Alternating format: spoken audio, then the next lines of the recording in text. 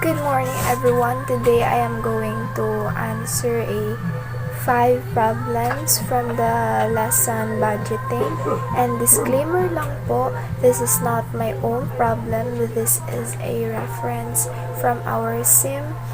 Since it is not yet answered, then I'll be answering it and explain it to you how did I come up with that answer. So for our first problem that requires sales budget in Crown Company, which they are preparing budgets for the quarter ending June 30. So for the month 1, April, we have 20,000 units and multiplied by 10 per unit, which is their selling price. So we have 200,000. For the month 2, May, 50,000 multiplied by 10, we have 500,000. And for the month 3, the June, 30,000 multiplied by 10, which is 300,000, a total of 1 million preparing budgets for the quarter ending June 30.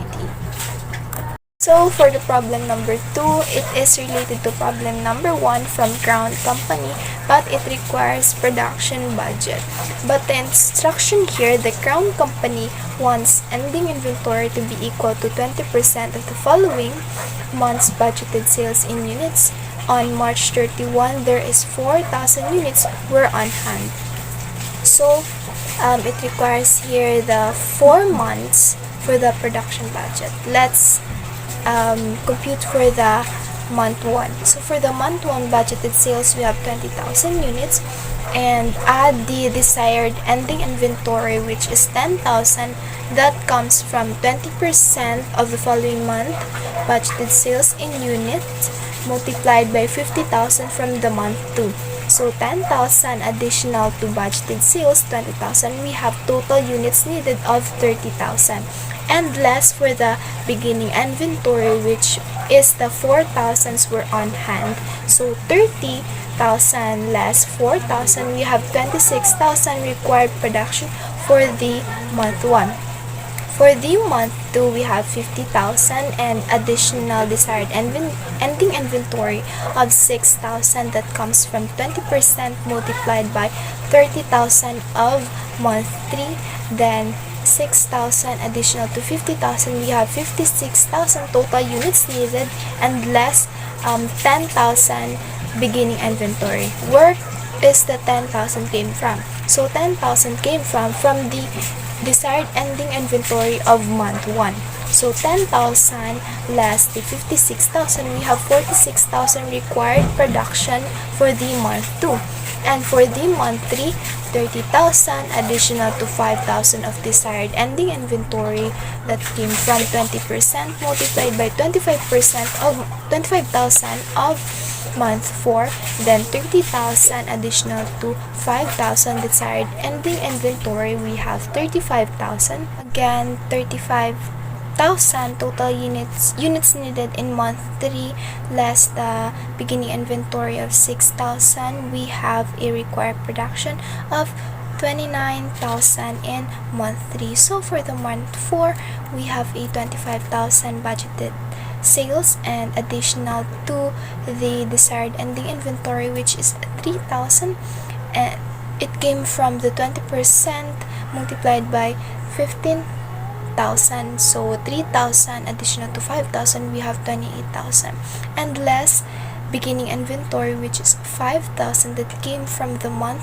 3 desired ending inventory, and we have required production of 23,000 for the month 4. So for the problem number 3, again, this is related from problem number 2 and problem number 1. So first let us discuss the instructions. At Crown Company, each unit of product requires 0.05 hours, which is 3 minutes of direct labor, in exchange for the no layoff policy. The workers agree to a wage of 10 per unit regardless of the hours worked, so no overtime payment. So let's compute for the month 1, month 2, and month 3. For the month 1, we have required production of 26,000 that came from problem number 2, right? So 26,000 multiplied by hours needed or unit, which is 0.05 hour, then you'll have a total hours required, which is 1,300. Then multiplied by labor rate, which is the 10 per unit per hour, 10 per hour, 10 per hour multiplied by 1,300 of total hours required, then you'll have a total labor budget cost of 13,000 for the month 1. For the month 2, we have 46,000 of required production, again multiplied by 0.05 hour, then you'll have total hours required, which is 2,300, again multiplied by 10 per hour, then you'll have total labor budget cost of 23,000 for the month 2. And for the month 3, you have 29,000 multiplied by 0.05 hours needed or unit, then you'll have total hours required 1,450, then multiplied by 10 per hour, and you'll have 14,500 of labor budget cost for the month 3. So a total of required production for month 1 up to month 3, we have 101,000. Then total labor budget cost for the month 1 to month 3, we have 50,500. So for the problem number 4, we have here Lydia Company. So Lydia Company manufactures a single product. It keeps its inventory of finished goods at twice the coming month's budgeted sales and inventory of raw materials at 150% of the coming month's budgeted production. Each unit of product requires 5 pounds of materials, which cost 3 pesos per pound. The sales budget is in units. May has 10,000 units, June has 12,400 units, July has 12,600 units, and August has 13,200 units. So it requires, first, compute the budget production for June. Second, compute the budgeted production for July. And third, compute the budgeted material purchases for June in pounds and in peso. To compute for the first requirement, units in June 12,400 additional to 25,200. So where did 25,200 came from? It came from 2 times 12,600. The 12,600 is the units in July, which is 12,600. So 12,400 plus 25,200 minus the 24,800. 24,800, where did it came from? So it came from 2 again multiplied by 12,400. 12,400 is the units in June, so 24,800, and a total of 12,800 units for the budgeted production for June. So for the requirement number 2, again same process for the requirement number 1. 12,600 units in July additional to 26,400 that came from 2 multiplied by 13,200, which is the units in August, then less the 25,200, which is 2 times 2 multiplied by 12,600, the units in July. So you will have 13,800 units in budgeted production for the July.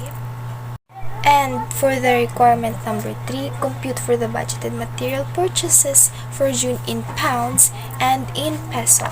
So we will have this kind of computation. First, use in production. So the use in production, we have 64,000 pounds came from 5 pounds of the material that says in the instruction times the 12,800 of the budgeted production for the June, so 64,000 pounds. Next is ending inventory of 103,500, which came from 5 pounds times 13,800 of budgeted production for the July, multiplied by the 150% of the coming month's budgeted production. So 64,000 pounds add of the ending inventory 103,500, we have a total of 167,500. Then less for the beginning inventory of 96,000. Where did 96,000 came from? So again, use the 5,000 pounds multiplied by 12,800, the budgeted production for the June, and multiplied by 150%. So 96,000 less 167,500, you will have a purchases of 71,500.